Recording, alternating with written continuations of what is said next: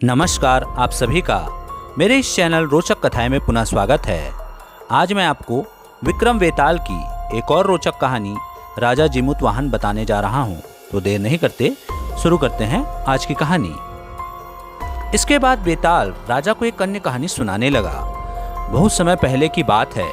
हिमाचल प्रदेश में जीमूतवाहन नामक एक राजा शासन करता था। वह बहुत धार्मिक स्वभाव वाला था। राजा का एक बेटा था अग्निवाहन। वह बहुत दुष्ट स्वभाव का था। एक दिन जब राजा दरबार में बैठा था तो अग्निवाहन वहां जाकर अपने पिता से बोला, मैं इस सिंहासन पर बैठना चाहता हूं। बेहतर होगा कि आप मुझे राजा बना दे। यह सुनकर राजा और उसके दरबारी हैरान हो गए। जीमूतवाहन शांतिप्रिय शासक था। उसे अपने बेटे से भी बहुत प्यार था, इसलिए वह सिंहासन से उतर आया। इसके बाद उसने ऐलान कर दिया कि वह तपस्या करने के लिए जंगल में जा रहा है। इधर राजा बनते ही अग्निवाहन प्रजा पर अत्याचार करने लगा। लोग बहुत नाराज हो गए। उधर जीमूतवाहन वन में तपस्या कर रहा था। तभी एक औरत रोती हुई उसके पास आई और कहा, मेरा एक बेटा है। एक राक्षस ने आज रात उसे खाने की धमकी दी है। उसने कल आकर कहा था कि अपने बेटे को मेरा भोजन बनने के लिए तैयार रखना।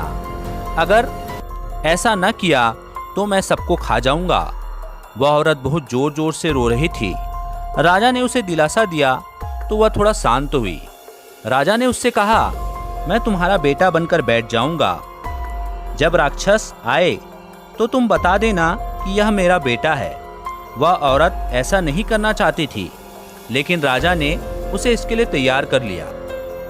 जब राक्षस उस औरत के बेटे को खाने आया तो राजा ने स्वयं को उसके आगे कर दिया।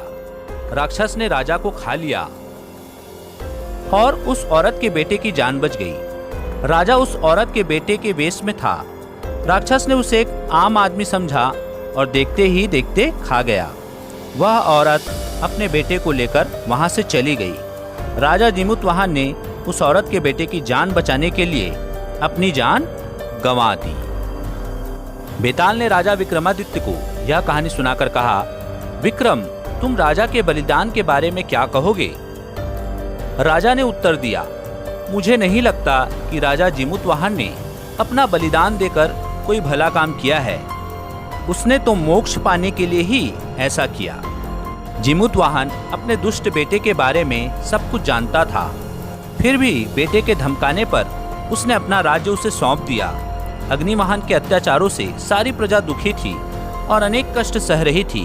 क्या जीमूतवाहन को उसके इस कार्य के लिए क्षमा किया जाना चाहिए? यदि वह चाहता तो अपने दुष्ट पुत्र से राज्य का शासन वापस लेकर अपनी प्रजा की रक्षा कर सकता था, लेकिन उसे तो मोक्ष पाना था। उसे दूसरों के कष्ट से क्या लेना देना था, इसलिए उसने अपने को राक्षस के हवाले कर दिया। वेताल ने कुछ देर सोचकर कहा, मुझे लगता है कि तुमने सही उत्तर दिया है, लेकिन तू बोला इसलिए मैं वापस चला। फिर वेताल राजा के कंधे से उड़कर पीपल के पेड़ की ओर चल दिया और राजा तलवार लेकर उसके पीछे पीछे दौड़ने लगे। तो दोस्तों, यह थी आज की कहानी। आशा करता हूँ आपको कहानी पसंद आई होगी तो मेरे वीडियो को लाइक कीजिए, चैनल को सब्सक्राइब कीजिए और इसे ज़्यादा से ज़्यादा शेयर कीजिए। धन्यवाद।